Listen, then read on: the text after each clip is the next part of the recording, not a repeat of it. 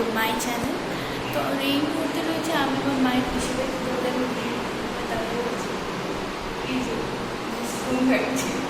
And আমি এখানে এই যে চলো তোমাদের উপরে নিয়ে যাই।